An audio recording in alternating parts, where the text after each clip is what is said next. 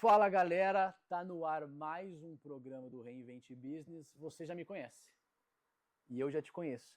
Você é um público fiel aqui, eu tô percebendo que tá crescendo um pouco. Pode me seguir no Insta, tá? Eu sou o William Rossendo, sou ator, sou escritor e sou sócio da Reinvent Marketing e sou o host desse programa.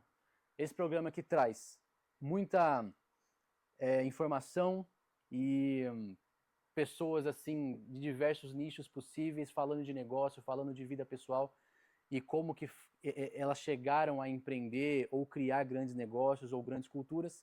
E hoje eu estou aqui com uma pessoa que não podia faltar nesse programa, que é uma psicóloga e neuropsicóloga infanto-juvenil, que é a Letícia Cajal. Tudo bem, viu?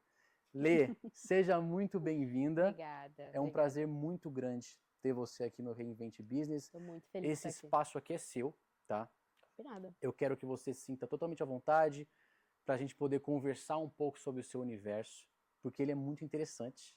Ai, modéstia à parte é mesmo. Isso, a gente já teve várias conversas antes de ela estar aqui nesse programa e a gente já ficou horas e horas falando sobre isso, então hoje vai ser praticamente a mesma coisa. Então aproveitem, porque Isso tem aí. muito conhecimento. Bora lá. Lê, se apresenta rapidinho, aí agora vou pedir para você pegar só sua câmera só agora. Combinado. Aqui, né? Isso, aqui. aí você Então se bora. apresenta, quem é você, de onde você veio, o que você come. Ok. Tá bom? Peguei essa pergunta. Meu nome é Letícia. Eu sou psicóloga e neuropsicóloga infantil juvenil. Bom, eu tenho 30 anos. Sou mamãe de dois pequeninos. Pequenos grandes. Isso. Sabor criança. Sabor criança, Isso. boa. E, cara, eu me vejo, né? Eu decidi que eu queria ser psicóloga com 12 anos de idade. E desde então, todo o meu caminho, toda a minha trajetória tem sido em cima da infância, tem sido em cima, né, ali da psicologia, em diversos contextos, né? Então, tanto no contexto escolar, a psicologia no contexto domiciliar, a psicologia no contexto clínico, na orientação parental, no processo avaliativo, pensando nesse desenvolvimento, né, da criança. Então, é o meu grande interesse. É seu universo. É meu universo, cara, é a minha paixão, real. Que bom, é legal a gente já começar o programa sabendo que você é uma pessoa que descobriu cedo, né? E é bacana porque eu me identifico com isso. Eu também descobri que queria ser algo bem cedo também. Foi um pouquinho mais, foi com 14, 15. Mas Que eu descobri que eu queria ser ator e tal. E é legal quando a gente ganha essa consciência cedo, né? Sim. Porque fala assim, cara, eu não consigo fugir disso, que nem a psicologia. Não. Eu saí, né, enfim, eu finalizei o ensino médio e no período que eu deveria estar prestando o vestibular, eu estava sendo mãe. Então, eu cheguei a cogitar, né, a pensar assim, poxa, então tá, vou para outros universos, vou pesquisar sobre outras coisas. Cheguei a dar uma olhadinha na parte ali de arquitetura, decoração, mas eu falei, cara, calma lá, deixa eu voltar, né? Então, eu gosto, é um hobby, a parte de arquitetura e decoração, mas a minha grande paixão é com relação à psicologia. E é engraçado quando você vê uma coisa ao longo da sua descoberta de quem você é, que às vezes você tenta pingar em alguma coisa para você ter certeza se aquilo que seu coração bate é real, né? É quase como se testar, né? Deixa eu ver se é isso mesmo. Exato. E aí você vai fazer outra coisa, sente um vazio. Aí vai fazer outra coisa, pô, vazio. Quando você está fazendo aquilo, você fala, caraca, parece que é atrelando identidade, né? Exatamente. Mas foi um vazio muito, muito curioso. Por quê? Né? Quando eu tive meu segundo filho e eu precisei parar a faculdade de psicologia por ser uma gravidez de risco, eu fui para a área de decoração e juntei com o universo infantil. E parei numa empresa de decoração infantil, ali focando em eventos, festas, aniversários, chá de bebê, enfim. E eu fui feliz por muito tempo ali, né? Tentando trazer essa coisa do lúdico. Então não era uma decoração focada em temas tão comerciais, mas sim voltado muito para essa parte do afetivo, né? E quando, né, enfim, e aí eu pude voltar para psicologia, né? Entendi que aqui é muito legal, mas ainda não é aqui que meu coração pulsa, volto para psico. E aí eu trago um pouco desse universo para dentro do meu consultório. Então essa parte da minha vida também faz parte do meu dia a dia, né? Também faz parte da minha história e me trouxe até aqui. Então eu consigo unir esses dois pontos dentro do meu consultório. É tão gostoso ver que a gente... Toda a linha de construção de um ser humano parece que ele é similar ao outro, mesmo que ele faça uma coisa completamente diferente, né? Nós somos feitos da nossa história, nós somos feitos da nossa bagagem, nós somos feitos, né, do que vivemos positivamente, negativamente em termos de desconforto ali, né, o que não foi tão bacana, mas não tem como ser diferente disso, né? Então você junta partes ou pecinhas para poder formar o seu todo, né? E tudo que você tem em termos de habilidades que você desenvolveu ao longo da sua vida, em outros contextos, em outras empresas, em outras áreas, você traz e agrega. E eu acho que isso é o que faz o seu trabalho ser único, né? Acho que isso é o que faz, ou eu espero que faça também o meu trabalho ser diferencial. Eu queria perguntar para você, porque, assim, eu nunca tive a oportunidade de sentar com um psicólogo para falar sobre isso. Porque todas as vezes que a gente tem... Ok. Parece que o psicólogo, a gente... Você procura ele, ele parece que ele está um pouco além do ser humano. Você já percebeu isso? Aqui, ó. Pleno, fala assim, cara, todo mundo é louco, mas o psicólogo, ele está centrado para poder ouvir a sua loucura. E aí você consegue ter um pouco mais de... Você ganha um pouco de distanciamento do psicólogo, e agora eu quero ganhar essa aproximação de falar o seguinte, cara, mas como que funciona a cabeça de vocês? Porque eu, nesses últimos tempos, não estou procurando uma análise aqui, mas... Fale mais sobre isso. Dá um caderno para ela aí, rapidão. Nesses últimos tempos, eu tive uma crise muito forte de identidade, eu não sei se era por conta dessa virada para os 30 anos, etc e tal. Tanto é que... também. Cara, e aí eu acho que para você vai ser mais forte a sua crise do que para mim. Porque eu tenho o meu universo aqui e tal, não sei o quê, mas você tem o seu próprio universo, mas você se preocupa muito com o universo dos outros, né? O meu marido... Reclama pra caraca. Além disso, ele brinca que ele só consegue conversar comigo quando eu saio do consultório. Porque enquanto eu estou no consultório, é como se eu estivesse, não sei, assim, sabe? Fora de área. Porque, de fato, eu estou muito centrada no que eu preciso fazer, né? Então, quando a gente pensa em um atendimento com uma criança, né? É muito louco, porque quem olha de fora, né, e brinca, nossa, então você... Eu tive um paciente, calma, eu vou recomeçar. Eu tive um paciente essa semana que ele virou pra mim e falou assim, o seu trabalho é só brincar? Eu virei pra ele e falei, pequeno ainda, né? Enfim, não fui entrar, né, nos pormenores da psicologia. Ele, então, você recebe só pra jogar todos esses jogos o dia todo? Eu falei, sim! Ele, cara, esse é o melhor trabalho do mundo. Mas enquanto a gente tá jogando, um jogo simples, viu? Uno.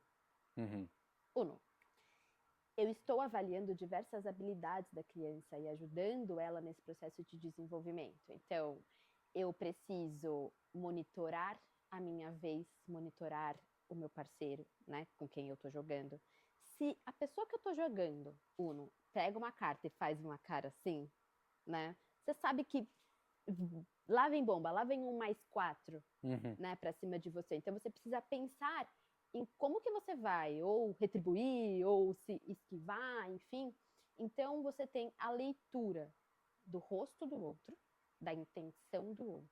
Você precisa monitorar a troca de turno, a minha vez e a sua vez.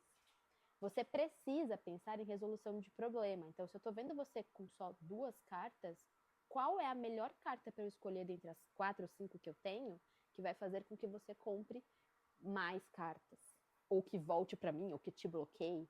Então, todas essas habilidades, elas se tornam muito automáticas quando a gente cresce. Mas, quando a gente está no processo de desenvolvimento, elas são muito importantes. Porque a gente precisa focar no passo a passo para ensiná-las. Principalmente considerando o público que eu trabalho, né? Que são muitas crianças que estão dentro ali dos transtornos do neurodesenvolvimento. Então, muitas vezes essas habilidades não são desenvolvidas de forma natural, né? Ou conforme esperado, ou no tempo esperado. Então, é importante que eu esteja atento à expressão facial que eu vou fazer para o meu paciente poder observar e fazer a leitura. E se ele não fizer, eu vou tentar dar uma dica. Nossa, né? Então, ou fazer um comentário. Então, tudo isso tá na minha cabeça enquanto eu tô jogando Uno com a criança. Cara, eu nunca jogaria pôquer com você. Pô, Pra sua sorte, eu não sei jogar pôquer. nossa, valendo dinheiro ainda, cara. Mas assim, truco eu sei. Ah, truco, beleza. 6, 9, 12 ali. Mas também tem aquela coisa, né? Ela vai dar 6, ela sabe.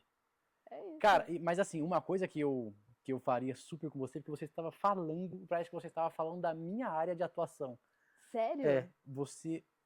Você conseguiria desenvolver um trabalho como atriz como ninguém.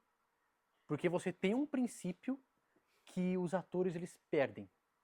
Você vê a pessoa de verdade. E, cara, por inteiro. Por inteiro. E você, tipo assim, tem gente que quando vai pra cena, e olha que legal, você tá falando do jogo.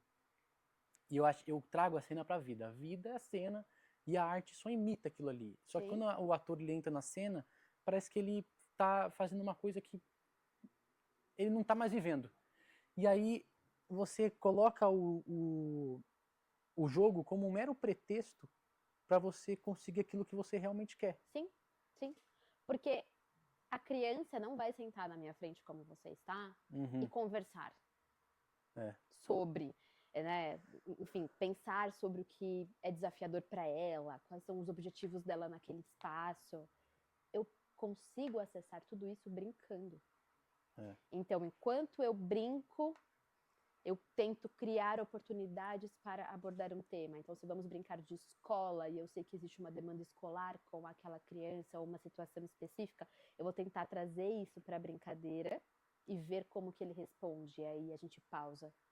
Eu faço uma pergunta, ou faço um comentário, ou apresento uma estratégia e a gente retorna para a brincadeira. E a minha expectativa é que essas habilidades possam se transpor para o contexto natural dela, então que reverbere na escola. Mas para isso, eu não posso trabalhar só com a criança. Eu trabalho com a escola, dando para a escola, né, esse espaço para a gente criar estratégias. Eu trabalho com a família, dando essa oportunidade de criar ferramentas e estratégias também para o manejo dessa criança em casa. Então, tudo isso tá, né? E aí voltando para sua pergunta inicial, tudo isso tá na minha cabeça enquanto eu estou atendendo. Então talvez que pode ser por isso que pareça que eu estou ali por inteiro, ou eu abstraio, ou eu não consigo, né? Como diz o meu marido, acessar outros contextos, outros conteúdos, porque eu de fato estou analisando cada ponto da minha interação, buscando esse desenvolvimento. Cara, você está vivendo o agora o tempo inteiro, né? O agora o tempo Enquanto inteiro. você está lá. Você não está preocupado com, minha conta que eu tenho para pagar, ou Não meu marido posso. que não fez isso para mim, não lavou a louça. Não posso. Você está ali. Esse é o principal desafio do ser humano para mim. Eu vejo muito ser humano como ator, né, ali. E eu vejo que ele tem uma dificuldade de estar ali na cena. Mas estar na cena é estar na vida, então... Mas posso te contar um segredo aqui, em off? A gente vai fingir que não tem câmera. A Letícia, fora do consultório, também tem dificuldade de fazer isso. Porque essa é uma estratégia que eu desenvolvi para o meu trabalho. Para a vida, eu também estou aprendendo, pasme, na minha terapia, a desenvolver essas estratégias enquanto Letícia, não enquanto psicóloga. Né? Então, é um tanto desafiador permanecer em atenção plena, né? Ou vivenciar o aqui e o agora dentro do contexto vida real. Caraca, é tanta... Você tá falando, vem uma, duas, três, quatro perguntas, eu falo assim, cara, qual que eu escolho primeiro? Acho que a primeira que eu queria fazer é, antes de entrar dentro do espectro do trabalho em si, da criança, de como você vê, eu queria saber como que isso impacta a Letícia. Porque eu consigo imaginar o seguinte, eu tenho um psico, né? eu tenho um modo de operar meu cérebro e eu tenho a minha própria identidade. E eu tenho as minhas próprias nuances, eu tenho os meus próprios desenhos. Só que eu estou me preocupando, eu estou abrindo espaço para poder entrar na cabecinha de um, de outro, de outro, de outro. E aí eu vejo você, eu imagino, na verdade, você no consultório, pensando como o outro. E aí eu falo, cara, o quão isso impacta você, se você já teve alguma crise de identidade, de falar assim, cara, quem sou eu agora? Eu não sei mais. Por muito tempo, e eu acho que por ter decidido que eu queria ser psicóloga muito cedo e ter trilhado esse caminho a todo custo, porque houveram vários percalços aí no meio e eu consegui finalizar esse processo, né? Não só da graduação, como das especializações também, eu fiquei muito focada em desenvolver essas habilidades, muito focada na psicologia. Uhum. E a Letícia era sinônimo de psicologia. Então, a Letícia tinha muitas interações sociais fora do trabalho com psicólogos, para falar sobre psicologia. Eu demorei muito para conseguir entender quem era a Letícia, pessoa física, porque para mim era tudo a mesma coisa. Então, muitas vezes eu estava em um ambiente, não é me portando como psicóloga para querer ser psicóloga, mas é porque eu vivia tão imersa naquele contexto, muitas horas de trabalho, né? Enfim, quando eu iniciei a minha trajetória, eu iniciei com crianças dentro do espectro autista, e a gente sabe quantas crianças, né, temos aí necessitando do atendimento ou buscando esse atendimento. Então, assim, a agenda de um psicólogo que trabalha com TEA, ela é infinita, se você quiser. Uhum. Você pode trabalhar segunda a segunda, né? Então, eu vivenciei tudo isso. E eu precisei de muita terapia para conseguir descobrir quem era a Letícia. Então, foi um processo muito custoso para mim também, né? Eu não tinha hobbies, porque o meu hobby era a psicologia.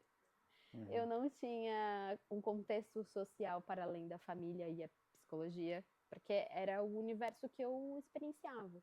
Então, assim, a gente está falando de poucos anos para cá que eu tenho aprendido o que a Letícia gosta, o que a Letícia precisa, o que a Letícia quer, né? Então, é muito fácil todo esse universo lindo, bonito e legal, né, te consumir, te devorar. Essa sensação de... Eu tive isso recentemente, a gente constrói uma vida e as pessoas, elas têm uma visão sobre você. Sim. E aí as pessoas têm a sua... Você está no meio social, as pessoas têm opiniões formadas a teu respeito, elas te tratam com uma cadência X ou Y por conta da forma que elas te veem, mas é muito estranho quando você olha no espelho e você fala assim, cara, e aí? Quem sou eu e por quê? E aí vem as decisões, né? Então tá bom, então eu vou abrir mão de estar nesse lugar ou desse horário. Então, hoje para eu fazer atividade física, eu precisei reduzir minha agenda. Preciso parar de trabalhar um pouco mais cedo. Então, eu também abri mão de estar em alguns contextos específicos da psicologia para poder estar em lugares onde eu tenha hobby, onde eu seja a Letícia, né? Só que isso tem um custo, claro, né? Então, acho que manter tudo isso é muito desafiador. Uhum. E aí, como lidar com isso? Com muita terapia. Cara, eu preciso dessa ajuda. Desculpa. Desculpa, turma. A gente ia falar de criança. Calma, já já. A gente vai só terminar Isso. a análise do Will, só um pouquinho. Só termina a sessão aqui rapidinho, de graça. Muito bom. Eu tive uma mentoria, e aí eu quero a sua opinião em cima disso. Eu tive uma mentoria esses últimos dias, esses últimos meses aí, por conta dessa crise de identidade que eu tava tendo.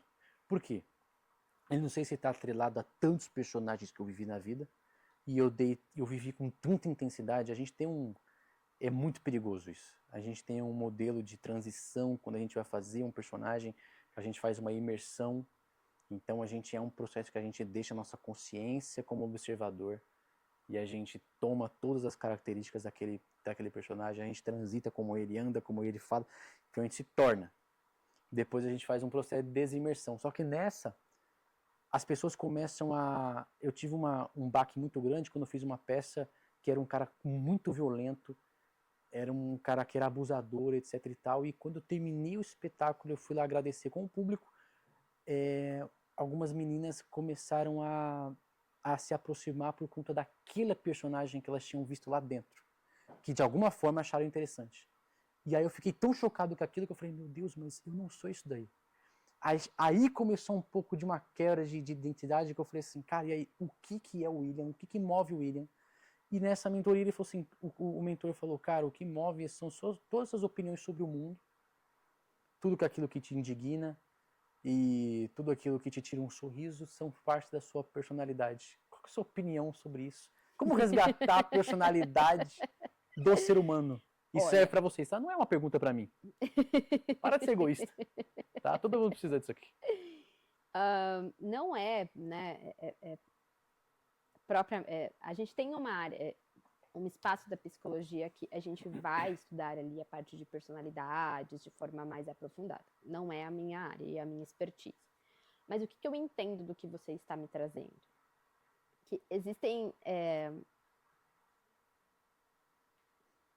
experiências que você teve, né, dentro de palco, mas que para você naquele momento eram experiências muito realistas, eu imagino, né, até por conta de toda essa imersão, e que trouxeram de alguma forma para você consequências enquanto a gente analisa o comportamento, basicamente, tá? Básico, porque isso se desdobra, mas em o que acontece antes do indivíduo se comportar, o comportamento do indivíduo, o que acontece exatamente depois que ele se comporta. Então, o que você está me falando é que exatamente depois de como você se comportou, a reação que as pessoas tiveram, e aí lembra que comportamento é a sua interação com o mundo, com o ambiente e a interação do ambiente com você.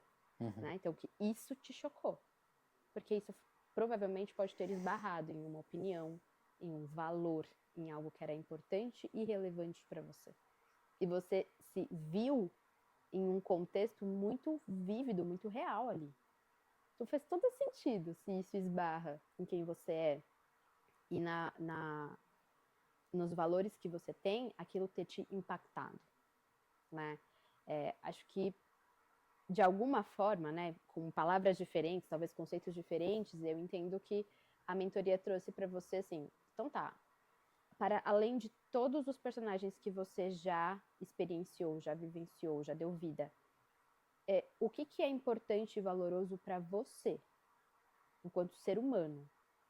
O que você quer para você, Will, não para o personagem X, para o personagem Y, não para o espaço X, contexto Y. Então, nós somos feitos, como eu disse lá no começo, né, das nossas bagagens, das experiências que nós tivemos, mas nós também somos feitos dos valores que temos, né, e dos sonhos, dos nossos objetivos. Então, tudo isso representa ou constrói quem você é, o que você busca, vai mover as suas ações, porque as suas ações também são ditas pelo que aconteceu anteriormente.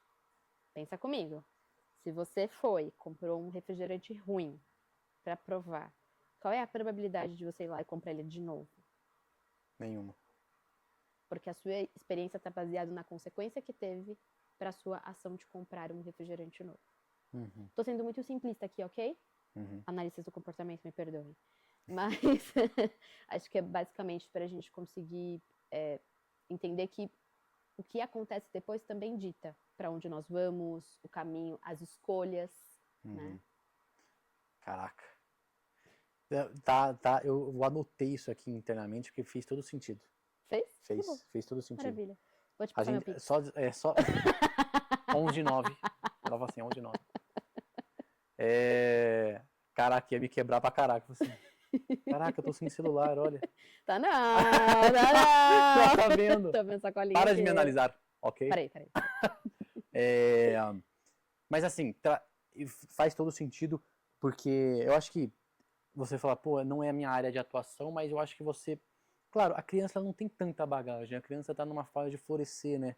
E aí eu quero entrar nisso agora, porque quando a gente faz uma, uma sessão, quando a gente faz uma conversa com um adulto, eu imagino que é uma coisa assim, cara, múltiplos traumas que já acompanham, múltiplas consequências que ele teve na vida que fizeram ele se tornar essa pessoa que ele é hoje. E aí a gente consegue acessar aquela criança interior que tem lá dentro dele para saber o que existe naquela criança. Eu, particularmente, tenho uma criança com muitos calos, assim, muitas feridas, assim, tal. Então, me fez eu me tornar um ser humano um pouco mais duro. E aí eu te pergunto, quando você lida com as crianças,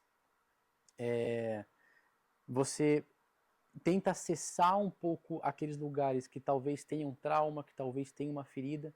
Porque, assim, as minhas feridas como criança, só para trazer esse exemplo, para você entender melhor, as minhas feridas como criança, eu só consegui canalizá-las no teatro, quando eu ressignifiquei tudo e tal, para eu poder me tornar um ser humano um pouco mais curado, por assim dizer.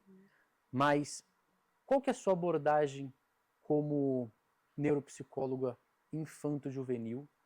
E o que você entende de uma psicologia infantil para acessar, para mexer? Eu sei que a brincadeira, você falou que os jogos meio que quebra essa barreira da criança. Eu imagino que a criança seja uma coisa assim, cara, estou falando com um adulto, ela meio que se tranca. Ela talvez não consegue ser ela mesma. Sim. Né? Inicialmente, sim. Parece que é uma posição de autoridade adulta e tal, não sei o quê. E aí você meio que você desce, né? Senta no chão, fica do tamanho dela, tá tudo Você certo. fica do tamanho dela. Exato. Mas no literal e psicologicamente também, né? Também. Você fica no tamanho dela, você Tem brinca. criança que eu brinco de igual para igual. Tem criança que eu sou tão competitiva quanto. Quando isso faz parte do plano terapêutico, tá? Uhum. Então, assim, quando a gente recebe crianças, né, no consultório, a gente não vai, vou falar um pouco sobre o meu trabalho. Então, quando eu recebo crianças no consultório, essa criança vem com uma demanda específica, ou uma demanda de encaminhamento. Então, a escola observou algo ali que está impactando na socialização, na interação, na parte acadêmica, ou a família tem uma preocupação importante com algum comportamento específico. Então, quando ela chega para mim e eu busco no processo avaliativo ali de 4 sessões, entender como que esse comportamento aparece dentro desse contexto mais estruturado, desse contexto mais organizado, né? Livre de distratores, livre do julgamento. Eu começo primeiramente contando para a criança o que é a psicoterapia. Então, a gente senta, lê um livro, aonde está falando ali, né? O que o psicólogo faz? Então, eu começo falando assim, por que você está aqui? Por que você veio me ver hoje? 99,9% das crianças falam assim, porque minha mãe mandou, porque minha mãe me trouxe. Aí eu falo, entendi, bom, então tá, vou te contar uma história. E eu começo a contar essa história que tem esses personagens de algumas crianças que foram, né, que tinham dificuldades de falar com adultos, algumas crianças que tinham dificuldades de fazer amigos, algumas crianças que tinham muita vergonha, algumas crianças que tinham dificuldade para brincar. E aí eu vou trazendo, a partir da primeira conversa com a família, exemplos de dificuldades que a família me trouxe que essa criança tem. E ele começa a se identificar. Mas eu também tenho isso. Não, eu também não sei fazer isso. Entendi. Então tá bom. E a gente segue falando, né, sobre o que é. Então, esse daqui é o nosso espaço de psicologia. A gente fala sobre a questão do sigilo. Então, isso é muito importante, porque quando você trabalha com criança, é uma linha muito tênue entre você reportar para o adulto sobre a criança, né, dar ali devolutivas para o adulto com relação ao processo de intervenção versus quebrar esse sigilo que a criança ali confiou em você frases, né, contou demandas específicas que você não pode reproduzir. E aí eu explico, a criança pode, você pode contar para sua mamãe tudo o que acontece aqui, mas eu não posso contar o que você me fala, né, o que você me traz, porque existe a palavra sigilo. E aí a gente vai passando por todos esses processos. E depois a mãe pode cobrar a criança e quebrar todo o... Aí tem história para dar e vender. Daí para frente são as crianças. Mas esse é o processo inicial. Então é aí que a gente começa. E aí eu vou explicando que a terapia, ora a gente vai desenhar, ora a gente vai conversar, ora a gente vai brincar, ora a gente vai jogar. E que tudo isso vai ajudar a gente a construir estratégias para trabalhar o que está sendo desafiador para ela. Que ela identificou no começo da nossa conversa. E aí eles se animam. Então tá bom. Então a gente vai ter um livro de terapia onde a gente vai escrever quais são os nossos objetivos ou o que nós queremos desenvolver, trabalhar. E a criança escreve do jeitinho dela, com as palavras dela, assina, eu também, e a gente começa a trabalhar por isso. Então, dentro das minhas sessões, as crianças sabem o que elas estão trabalhando e por quê. Mas tudo isso dentro de um contexto muito lúdico. Caramba. E aí você tá me falando sobre a dificuldade de acessar a criança. Aí eu te pergunto. Pergunta polêmica. Estão prontos? Criança e telefone celular. Assim. Caraca. Eu não sei há quantos anos você trabalha com neuropsicologia. Neuro especificamente? De criança, Com atendimento de criança como um todo, tá. Vai fazer 10 anos. 10? Tá, então a gente já tem um escopo assim. De 10 anos pra cá, a gente percebe que teve um aumento muito exponencial de criança acessando digital. Sim. E aí a gente vê até alguns dados aí fora sobre, TDAH, que as crianças começam a desenvolver históricos de neuropsíquicos com o uso da tecnologia.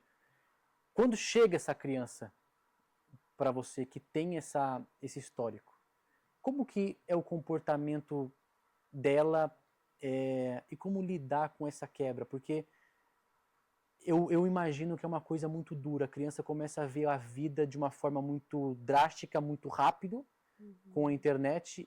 E como que é mais ou menos isso para lidar com essa situação? Eu acho que as escolas fizeram um papel inicial e muito importante, que é proibir esses aparelhos dentro, né, do espaço escolar. E isso faz com que elas naturalmente tenham que estar afastadas desse telefone, desse celular, por um tempo específico, né? Dentro das sessões, geralmente os adolescentes que chegam com o celular, as crianças nem tanto, elas já vêm, as que usam, enfim, celular, tablet, chegam sem. Mas vez ou outra aparece e aí a gente tem um combinado, né? Então, a criança precisa deixar do lado de fora, porque ali nós vamos brincar com outras coisas. O que isso às vezes impacta? No engajamento da criança com as atividades de baixa tecnologia. Então, o jogo, que ele precisa girar o dado, movimentar a peça, isso muitas vezes não é algo tão motivador para a criança. Mas o lidar com isso vai muito de encontro com o que a família deseja. Porque lembra que é uma parceria, então não adianta eu chegar para a família e falar assim, ó, o celular está sendo um grande desafio, se a família, por exemplo, fora do contexto da terapia, ele está com o celular 24 horas por dia. Então, é muito mais um trabalho voltado para a família, para a gente entender o impacto disso juntos. E vão ter famílias que vão falar assim, entendi, mas eu quero continuar. E vão ter famílias que vão falar, bom, então me ajuda a manejar esse tempo. Então, assim, estratégia simples, por exemplo. Eu tinha um paciente que ele jogava videogame no período da tarde, ali um pouquinho antes de entrar no banho. E o banho era caótico. Porque ele tinha que parar de jogar videogame para tomar banho. Então, um ajuste que a gente fez, porque para a família era importante que ele tivesse esse momento depois de um dia todo ali de estudos, terapias e tal, era primeiro colocar o banho, para depois e o videogame ter como o recompensa. videogame. Então, às vezes, a forma de orientar a família já faz com que aquele dispositivo, aquele momento seja menos aversivo, né? Ou mais controlado. Então, é muito mais uma parceria com as famílias do que necessariamente com as crianças. Criança, a gente vai falar sobre motivação. O quão motivador é a vida real fora das telas, sem aquele monte de estímulo de uma vez só. Com as famílias é o uso consciente, né? E entender os impactos de permanecer nas telas por muito tempo. E tem uma diferença muito grande de uma criança que não tem acesso à tela para uma que tem no atendimento? Muita. Muita, primeiro porque a criança tem dificuldade de lidar com o ócio. E agora eu tô falando na minha experiência, ok? Dentro do consultório. Geralmente essa criança tem dificuldade de lidar com essa atividade menos estimulante, né? Então aquilo para ele passa a ser algo entediante, algo que não é tão legal, a terapia não é tão legal, né? Muitas vezes essa criança não desenvolveu um repertório tão rico do brincar. Então brincar se limita ao Uno, por exemplo. Eu tenho milhares de jogos no meu consultório, mas a criança quer sempre brincar de Uno. Porque é o jogo que ela conhece e ela não tá afim de conhecer outro jogo. Olha que interessante você falando sobre a brincadeira que tem um estímulo maior e lidar com o ócio. Porque assim, eu fui uma criança que eu tive muito videogame. Também é porque eu era uma pessoa com deficiência física, uma criança que não conseguia brincar, jogar bola na rua. E quando eu jogava era meio que zoado e tal, então tinha que lidar com o bullying e tal, então eu comecei a me trancar. E aí o videogame ele tem um estímulo muito grande e depois as outras brincadeiras começam a se tornar bobas. Parece que a criança ganha uma maturidade muito grande, rápido. Onde que eu fui lidar com isso? E aí isso entra dentro de como que você lida com a criança. E aí eu vou, caraca, trazendo essa criança interior, né? No teatro, nos jogos teatrais, a gente começa a fazer brincadeiras infantis, que são completamente estúpidas, pelo fato de que nós já somos adultos, ou que, cara, nunca brinquei disso. Isso aqui é muito estúpido. E aí você começa a ter um estímulo diferente, mais primitivo ali e tal. Então, por que a brincadeira de peça, de montar? E qual que é a falta que essa brincadeira, que esse estímulo faz na mente de um ser humano, de uma criança, etc? A gente tem ali, né, dentro da brincadeira de montar, a percepção do pequeno, do estímulo pequenininho, de uma parte do estímulo, achei a palavra, e que eu preciso integrar isso com outras coisas para formar o todo. Então, olha quanto eu preciso, além das habilidades manuais, né, motoras ali, né, tanto amplas quanto finas, mas lidar com todos os estímulos visuais, integrá-los para formar algo, versus botões que eu aperto para direcionar os jogos ou os bonecos, os personagens, para onde eu quero que eles vão. Aqui, os jogos não acontecem necessariamente como eu quero que aconteçam. O dado, muitas vezes, não vai tirar sempre 6 no jogo, né? Então, as crianças apresentam dificuldades, por exemplo, uma de trocar de turno, porque o controle está sempre com ela, né? Às vezes tem ela e mais uma, mas geralmente é ela, né? O esperar, porque enquanto você está no jogo, você está monitorando, você está mexendo. Enquanto você está num jogo de tabuleiro, por exemplo, ou numa brincadeira, Você tem que esperar. Né? Então, todas essas habilidades ficam fragilizadas, ou muitas vezes não se desenvolvem. Nossa, cara, faz todo sentido. Porque a criança não está utilizando desse repertório. O nosso cérebro, ele é feito para economizar energia. Não dá para a gente pensar sobre tudo que a gente está recebendo ali de estímulo e fazendo e acontecendo. Então, é muito importante que as habilidades que são essenciais sejam treinadas diariamente. A criança precisa brincar todos os dias. E aí, tem um ponto que a gente não abordou, mas que também é importante, que vai de encontro com esse celular, com essa tela, que é a criança com a agenda de um mini adulto. Então, você sai da escola, você vai no tênis, depois você vai não sei aonde, depois você faz o xadrez, depois não sei o quê, vai tomar banho e vai dormir. Em qual momento que essa criança brinca? Mas está desenvolvendo o raciocínio lógico no xadrez, está desenvolvendo o repertório motor no Como esporte. se fosse um banco de dados, né? Isso. tá bom, ele tá. Mas o brincar, e a brincadeira, e a construção não direcionada, porque no esporte você está sendo direcionado pelo treinador. E você criar do zero uma brincadeira? Organizar tudo aqui, ó, deixa eu brincar. Deixa eu imaginar, né? Se sujar. Deixa eu testar. Como que essa criança vai se expor se alguém não direcionar ela? Já que ela é direcionada o tempo todo.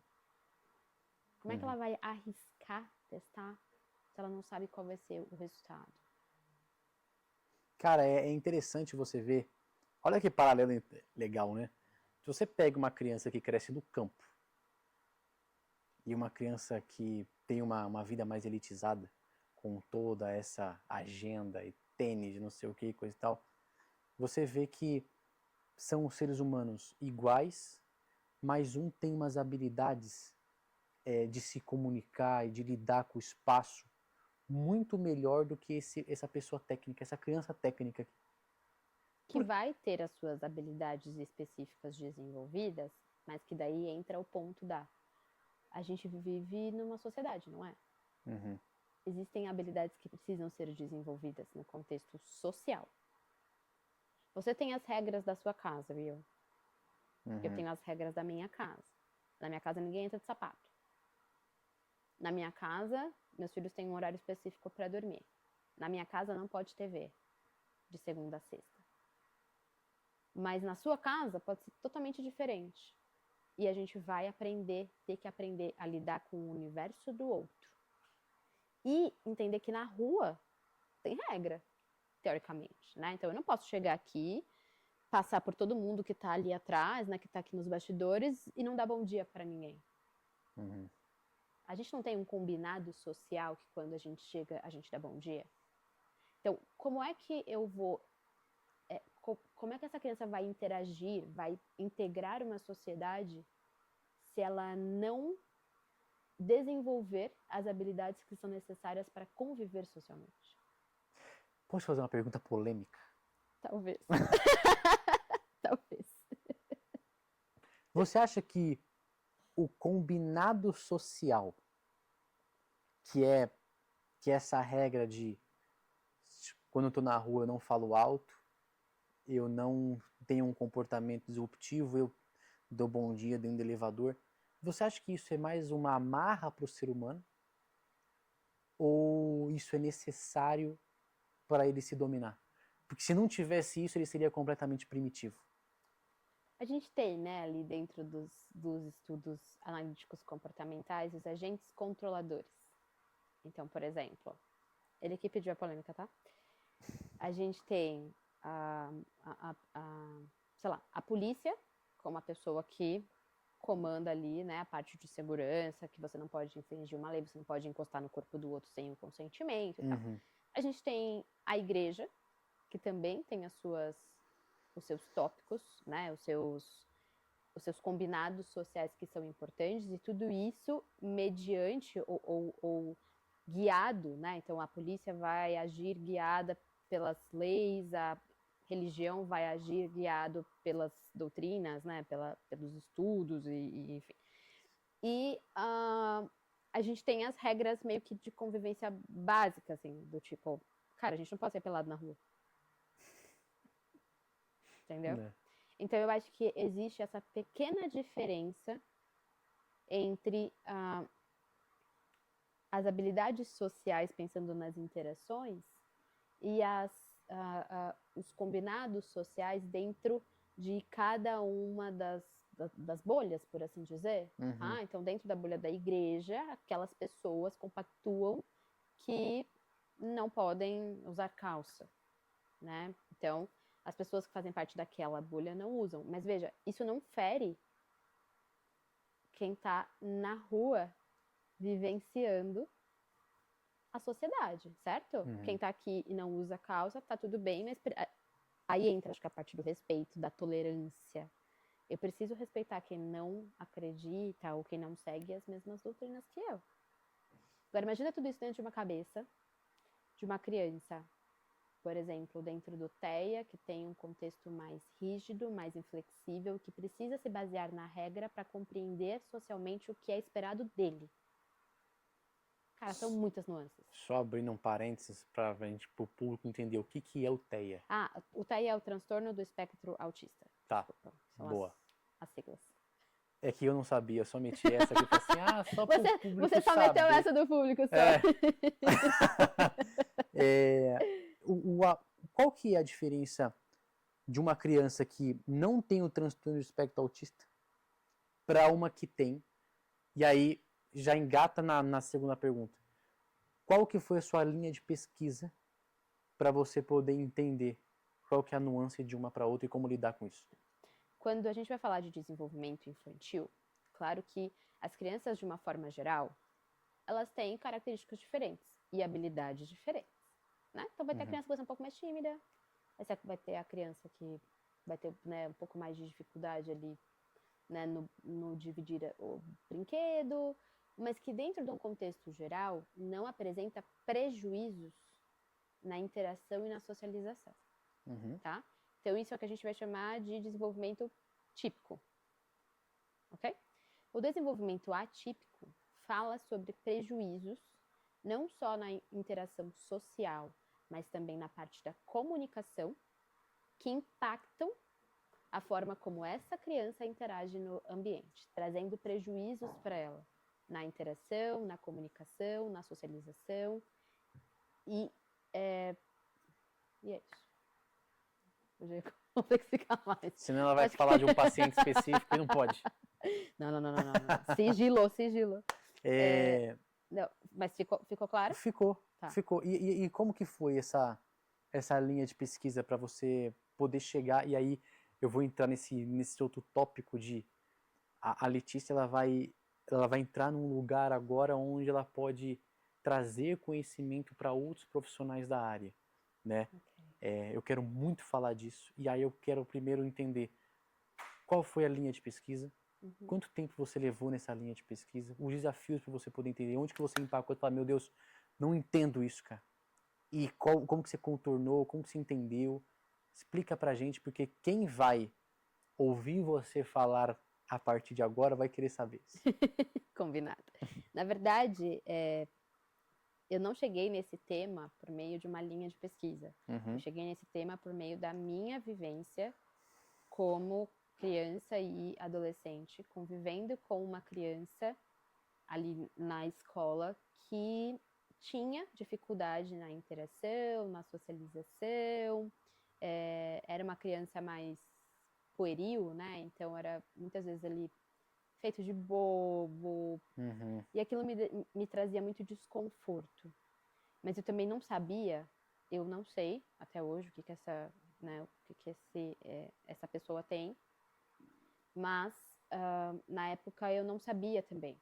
E tinha muita dificuldade de saber como eu podia ajudar, porque aquilo me incomodava, mas eu também não tinha nenhuma ação, né, ali para poder fazer algo por essa pessoa. Então, quando eu decidi fazer psicologia, eu já tinha tido um contato com psicólogos, eu mesma, né, ali dentro da minha infância, e juntei esse incômodo muito grande. E isso resultou com 12 anos em eu quero fazer psicologia para cuidar de crianças especiais, para trabalhar com crianças especiais. Não sabia nomenclaturas e tal, mas... E ao longo do meu processo foi isso, foi esse incômodo. E queria trabalhar com escolas, porque onde é que já se viu a escola não falar pra gente como é que a gente tem que trabalhar com essa criança? O que é que eu tenho que fazer para ajudar? Por que ele não faz prova? Então esses foram os meus incômodos que me motivaram a estar dentro da psicologia. E aí eu fui pesquisar qual área da psicologia que trabalhava com essas crianças. E existem várias áreas de fato, mas a que mais me encantou, talvez pelo meu perfil um pouco mais analítico, foi a terapia comportamental, né? Então, a análise do comportamento aplicada a crianças com TEA.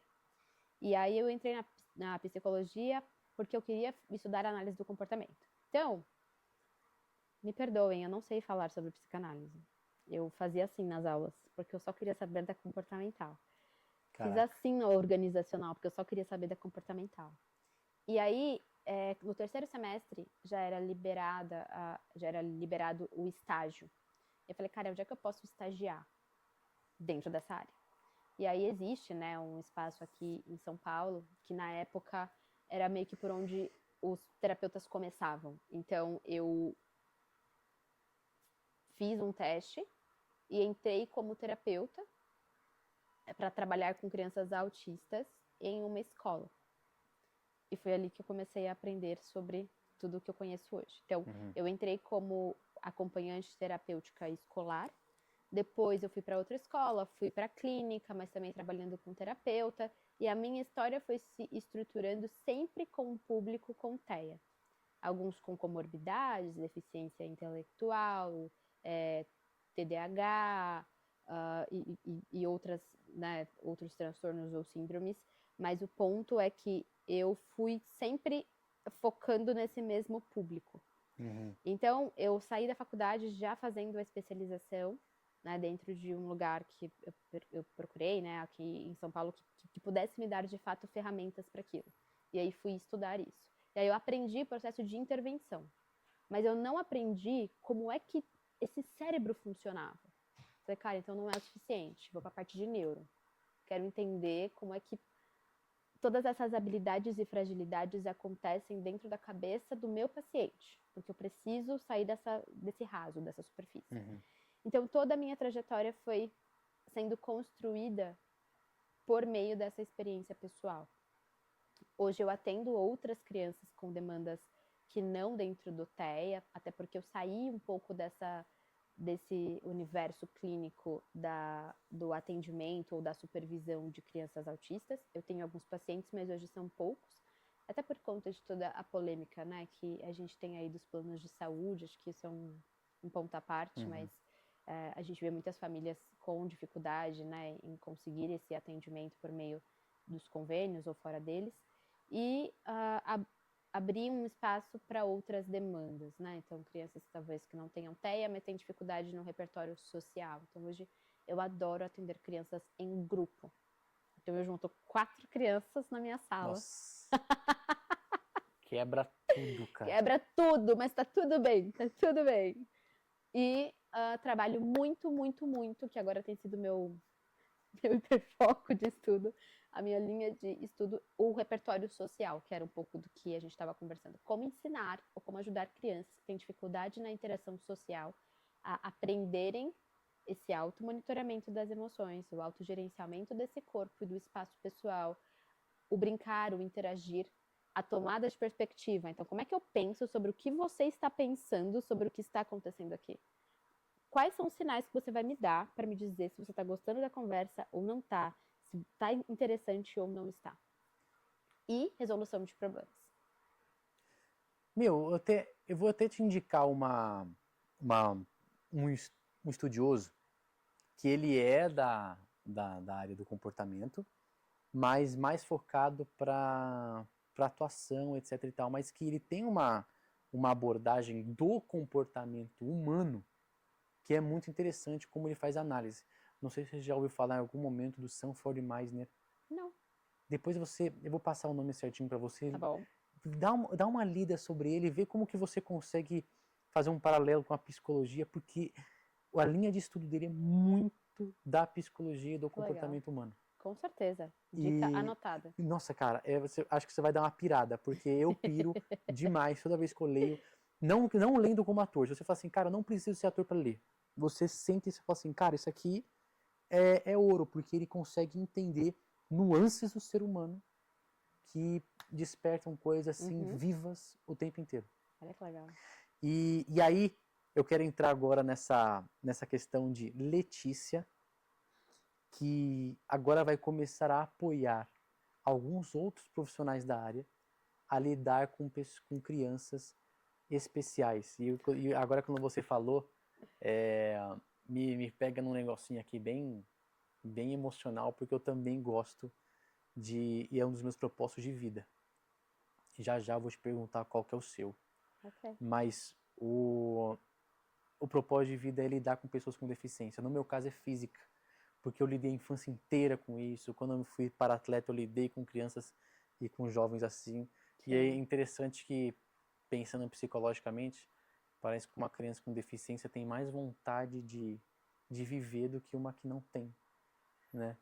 Eu acho isso muito interessante. Então eu criei esse propósito de lidar com pessoas com deficiência. Estamos juntos nesse propósito. Cara, é lindo, né? Eu acho que eu não saberia como lidar com um transtorno de espectro autista, porque não é da minha vivência. Mas lidar com uma criança que tem uma deficiência física, parece que eu entendo exatamente para onde o pensamento dela está correndo. E é legal que você já aborda ela de um jeito que, É isso aí. que você quebra ela completamente. Nossa, essa pessoa não me vê com pena. É isso aí. Mas lembra que a gente falou sobre bagagens? Uhum. Você ainda não tem essa bagagem. Talvez o dia que você tiver, você vai conseguir tanto quanto com qualquer outra coisa. Exato. Esse é seu propósito também?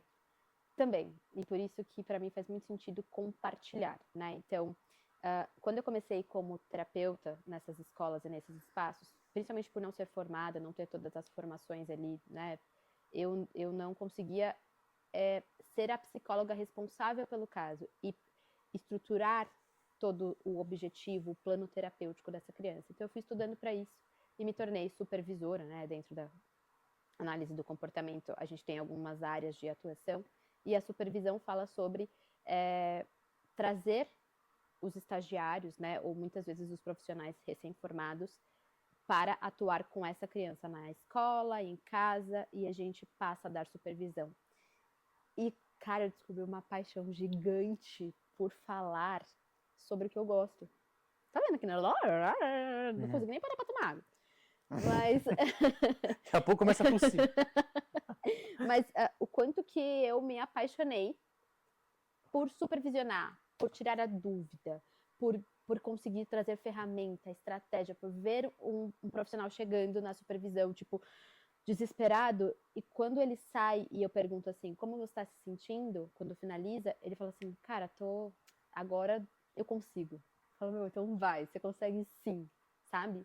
Então hoje eu tenho um grupo de estudos que acontece, na verdade, de uma forma muito informal, com esses profissionais que um dia eu já supervisionei, ou que ainda supervisiono, e a gente se encontra semanalmente para debater alguns artigos. E aí, olha só, né, esse lado de novo de auxiliar. Eu comecei trazendo conceitos básicos, passamos por esse processo, aí agora eu propus que cada um trouxesse um tema para falar, para aprender, né, ali a se expor, a compartilhar, buscar o que é mais importante daquele conteúdo. Então, novamente, eu vou para essa área de querer compartilhar, né?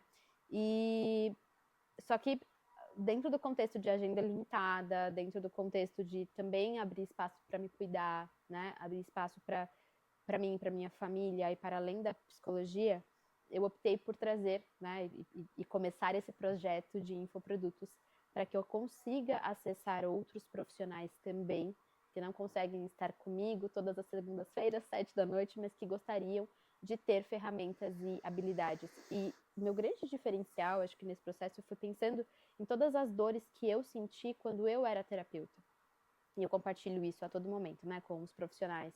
Porque eu também já experienciei começar, né, do zero, ali como uma estagiária, sem muita confiança, ou começar de forma autônoma, mas não saber muito bem para onde recorrer, e se eu não estiver fazendo um bom trabalho, sabe? Então, todo esse processo inicial, que é muito...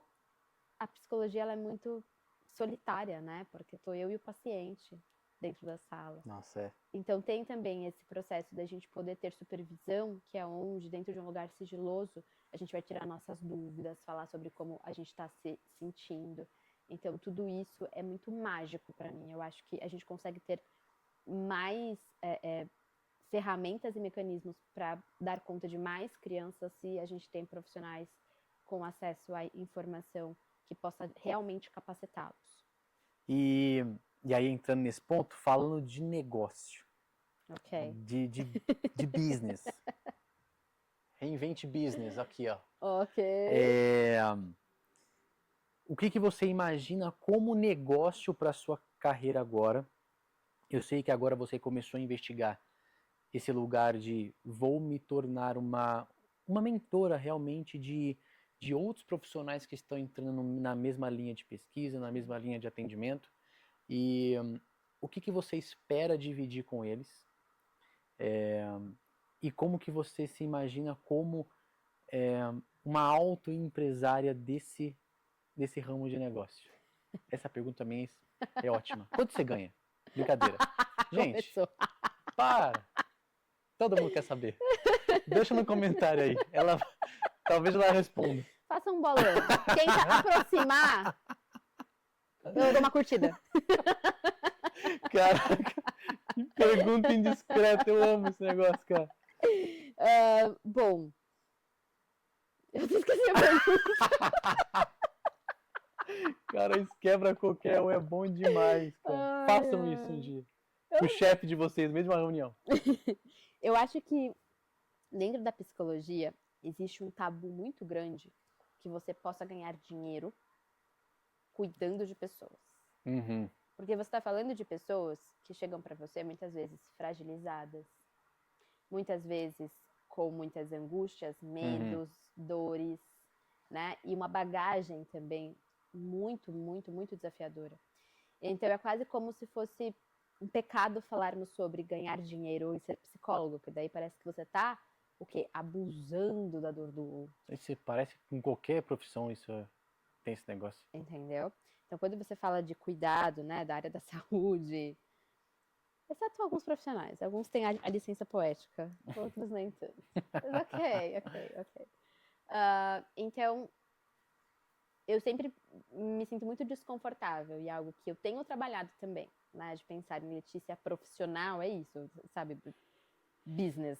Não, calma, eu tenho só um consultório, não, calma, eu tenho só meu espaço que eu atendo, sabe? Muito tempo você pensou nisso, né? Sim. Ah, né? não, isso aqui é humano, isso aqui, como que eu vou... Humano, individualizado, porque de fato, né, pra mim o trabalho precisa ser individualizado, senão não vai fazer sentido pro perfil que eu atendo.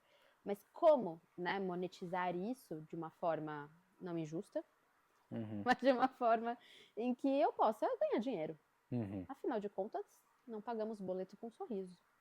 É lógico. Eu tentei já, não rolou. Mas, então, eu acho que eu também estou nesse processo de entender e conciliar o business, sabe, o ganhar dinheiro dentro da área da psicologia sem me autodenominar uma bruxa, sabe, uma má pessoa. O seu nicho vai ser um lugar onde você vai trazer um pouco desse conhecimento que você se ferrou tanto para ganhar. Exatamente. E que você, por muito tempo, acreditou que você não podia monetizar ele. Exatamente. E agora você vai trazer ele de uma forma mais acessível, mais mastigado. Exatamente. Para sabe outras o que foi pessoas. mais legal? Esse grupo de estudos me ajudou muito nesse processo. De descoberta? Porque eu fui compartilhando, fui estruturando o conteúdo e recebendo muito feedback dessa galera. Assim, nossa, Lê, isso aqui fez muito sentido. Nossa, Lê, desse jeito estava super legal. Então, não é algo que vai chegar meio como um teste. É algo que já vai chegar como um produto que de fato faz sentido, porque foi não testado especificamente, mas foi desenvolvido a partir desse encontro com pessoas que de fato estavam começando, né? E somado com o que eu experienciei lá atrás no meu começo também. E muito voltado para isso, né? O que eu gostaria de contar para a Letícia de 10 anos atrás? O que eu gostaria de falar para ela? Assim, não, foge desse caminho. Então, vai por esse daqui. Cara, você vai pegar um puta atalho se você for aqui, ó. Então, olhar um pouco para isso, assim, sabe? Você, agora trazendo você um pouco mais para perto, ter você, para quem não sabe, a Letícia está entrando agora na Reinvent, e a Reinvent vai te ajudar a você chegar nesse lugar, né? E para mim, desde nossas primeiras conversas lá, quando eu comecei a abordar esse tema que para mim era místico, e aí você começou a desmistificar para mim, eu acho que é a mesma sensação que eu quero que esse time daqui leve para fora, eu sabe? Também. Desmistificar essa Eu coisa. Também. Porque quando eu tive a primeira conversa com você, Lá vem. ela falou assim, eu trabalho com TEA. Eu sou psicóloga. Eu pensei assim, cara, ela cobra dinheiro das crianças. Não cobro. Vou deixar claro. Não cobro dinheiro de nenhuma criança para além da pizza que eu vendo na minha brincadeira, do qual ele me paga com o meu dinheiro de mentira. Cara. Nada além disso. E aí eu soltei as pra ela na reunião, ela, não, calma, não é isso. Eu falei, então, cara, eu acho que esse desmistificar, que levar pra fora e trazer mais conhecimento pro público também, né? E Will, assim, um conhecimento técnico. Tá? Exato. Porque, como eu falei lá no começo da nossa conversa, dentro do público neurodivergente, a gente viu muito profissional se formando para dar conta dessa demanda. E talvez, mesmo que todos os profissionais atendessem crianças autistas, ainda assim não teríamos profissionais para todo mundo, porque temos, né, um número muito grande de casos de crianças necessitando desse acompanhamento mais de perto. Então, o conteúdo de qualidade, ele também é um diferencial muito importante, porque a gente sabe que existe muita informação, enfim, que quando a gente faz um trabalho sério, a gente consegue ver que é um pouco diferente do que está ali escrito, né, do que foi compartilhado. Então, eu já recebi muitos profissionais que já haviam recebido um treinamento anterior em outros lugares ou com outros profissionais, em que nós tivemos que retomar alguns conceitos básicos, retomar ali alguns pontos importantes para que ele pudesse iniciar esse trabalho comigo. Então, acho que isso também vai ser algo muito importante. Qual que é o seu sonho agora, dando esses primeiros passinhos com a agência? Cara, eu acho que o meu sonho é que mais crianças recebam um atendimento sério, sério mesmo, e de qualidade. Porque os bons profissionais estão sem agenda. Nossa. E a gente precisa de mais profissionais capacitados, de mais profissionais que estejam aptos a fazer um trabalho sério. Porque tem muita coisa bizarra aí fora. Muita. Justamente por ser um mercado que se expandiu muito rápido. Então, cada um fez o que deu com a ferramenta que pôde, e aí a gente tá vendo que teve uma galera que não tá podendo poder, entendeu? Mas é uma coisa que não me dá medo. Assim como qualquer área, Não. Os bons acabam ficando e o mercado ele vai limpando aqueles que não... A única coisa que me preocupa disso, sabe o que é, pensando em desenvolvimento infantil? É que a gente tem uma janela de processo de aprendizagem. A gente tem um período de desenvolvimento. Essa criança cresce. Essa família usa recursos dos quais muitas vezes elas não têm e vão atrás para que essa criança seja atendida, desenvolva as habilidades, desenvolva as competências para poder ter autonomia. Porque em algum momento essas famílias não estarão mais aqui. Então, se a gente não contribuir com esse processo, isso para mim é muito sério. Muito sério. A gente tem... Esse é meu receio, sabe? A gente tem um desafio que ele é muito primoroso na mão, né? E não é só sobre ganhar dinheiro, eu não estou sentado com uma pessoa que é analista financeira. Não, definitivamente assim, cara, não. vamos mexer na bolsa ali para ganhar dinheiro. Não. A gente tá falando de vidas, né? Sim. Tá falando de vidas, de histórias. De uma história, de uma criança que pode se tornar um adulto totalmente quebrado se não tiver um acompanhamento hoje. Então é um trabalho urgente que a gente tem na mão, né? Sim, é urgente. É uma urgência. Então isso é legal. E eu tenho certeza, cara, que meu olhinho vai brilhar toda vez que eu ver você falar com propriedade, com uma coisa bem construída. E é um prazer estar aqui como Reinvente, te recebendo. Tô muito feliz. Cara, eu também, eu tô muito feliz. Quando a gente falou, cara, a Letícia vai vir. E aí, pra fechar a entrevista com a Letícia, bora. Eu sei que você tem um CPF por trás do CNPJ e eu quero convidar a Estela para falar do CPF. Porque para quem não sabe, maravilhosa. Quem vai atender o projeto praticamente todo da Letícia é só amiga de infância dela. Então, eu quero esse momento... você não tá feliz duplamente. Exato. Eu quero esse momento, assim, aí depois na hora da edição, coloca até um filtro novo, assim, ó. Sai daquele douradinho do business e coloca um bagulho totalmente estranho por conta da Estela aqui. Estela, vem cá. Eu vou até te microfonar. Obrigada, cara. Olha Muito só! Obrigada, olha. Ai, é uma honra. Ô, Tô mostrando aqui. Você já ficar segurando o microfone que a gente vai Exato, dividir? Isso. Ah, Não, senta aí. Tá bom, obrigada, viu? Eu só... Agora sou eu? E aí é pra eu falar com ela? Isso. Sobre a Letícia CPF? Ai, meu Deus. Então... então é isso. Bom, eu e Letícia somos parceiras de vida há muitos anos. Há no mínimo 15, eu acho. Por aí. Então, acho que eu conheço mais. Eu até brinquei com o Will isso, né? Eu falei, Will, não posso participar da entrevista porque não sei falar de Letícia CNPJ. Só sei falar de Mas Letícia ele deu um CPF. jeito, não é? Deu, ficou Ele deu um ótimo, jeito. ficou ótimo, vocês arrasaram. Eu tava aqui no fundo, nos bastidores, aqui assistindo, e é isso, entendeu? Mas, falando de Letícia CPF, né?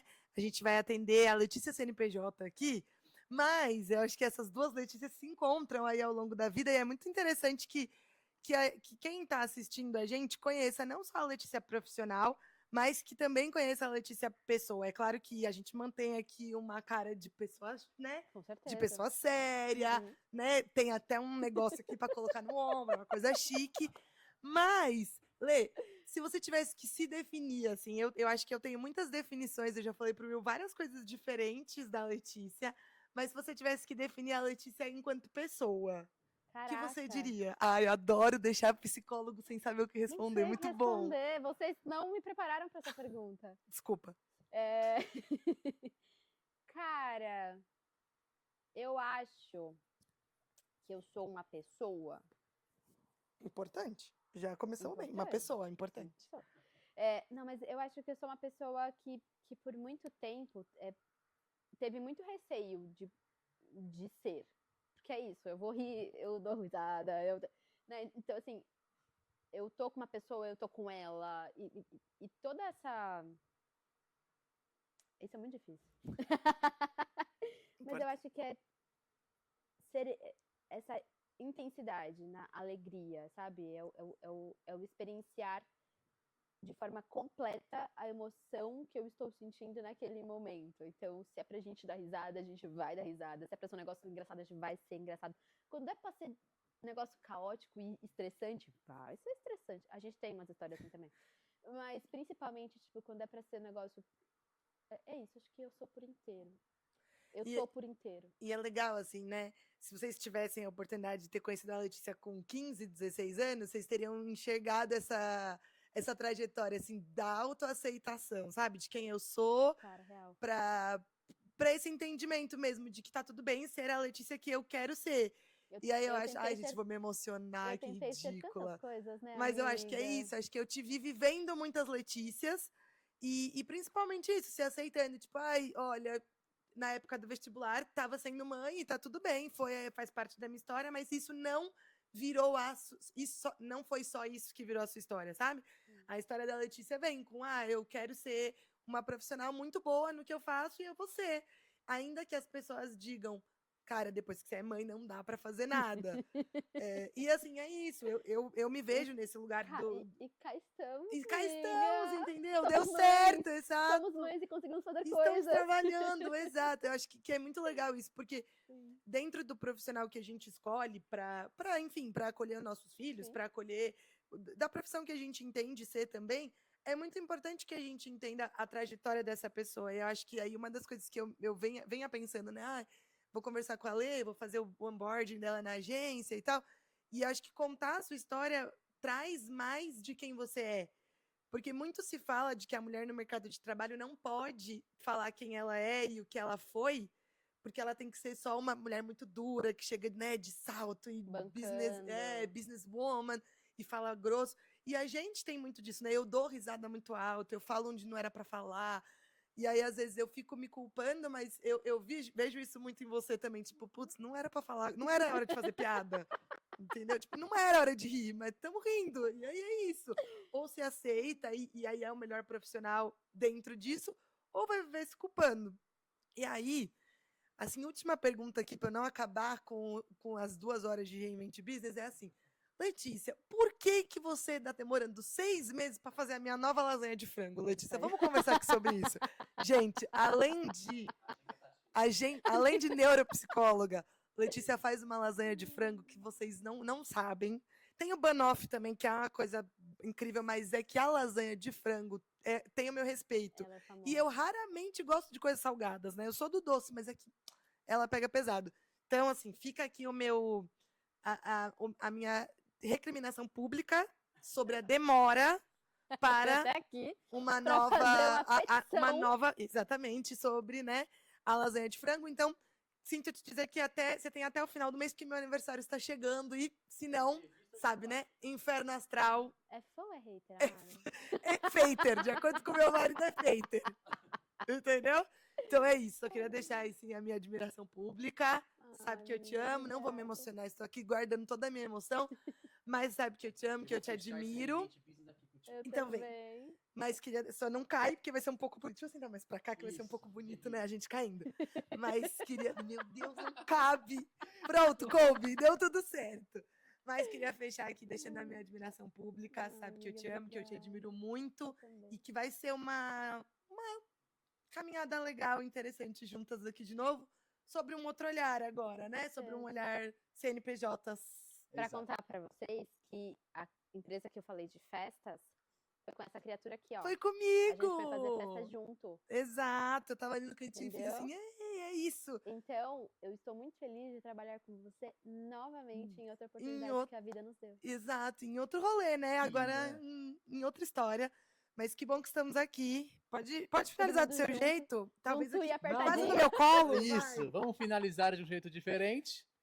Gente, muito obrigado por você que assistiu, por você que esteve com a gente e acompanhou até o final para ver a Estela chegando e acabando com a entrevista e falando pra caraca e acelerada do jeito que ela é. É No típico vezes de dois, agência, no é vezes típico de dois. Ô, agência. você escuta ela em qual velocidade do... Cara, em evento é impossível, mano. Meu, eu escuto ela É. no vezes 1. Porque no vezes 1 parece que ela tá no vezes 2. É. No WhatsApp. Não, no vezes 2 você não consegue entender nada. Não. Então, Will, Desculpa, puta merda, gente. tem que voltar de novo. Mas a gente continua É. chamando. Mas, gente, Eu só escuto pessoas no vezes 2, que isso fique claro. é lógico, você não tem tempo pra nada, mano.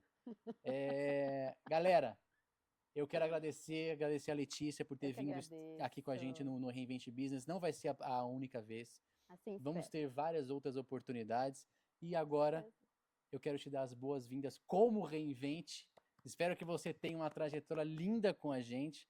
E estamos aqui Também. para te ajudar no que você precisar. Eu que agradeço muito de coração esse espaço que vocês abriram. Eu estou muito feliz, muito confiante.